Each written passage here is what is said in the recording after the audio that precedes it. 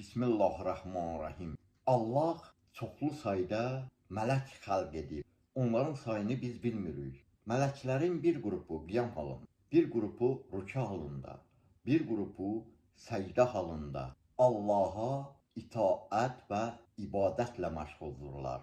Və mələklər vardır ki, onlar da Allahın digər xidmətində duran mələklərdir.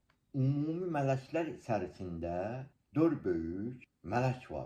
Cəbrail əleyhissalam, Mikail əleyhissalam, İsrafil əleyhissalam, Əzrail əleyhissalam. Bu 4 mələkdən üçünün Cəbrail əleyhissalam, Mikail əleyhissalam, İsrafil əleyhissalamın adı müqəddəs Quran-Kərimdə gəlib. Əzrail əleyhissalamın adı isə müqəddəs Quran-Kərimdə Malakul Nəvd kimi keçir. Yəni Azərbaycan dilində ölüm mələyi kimi keçir.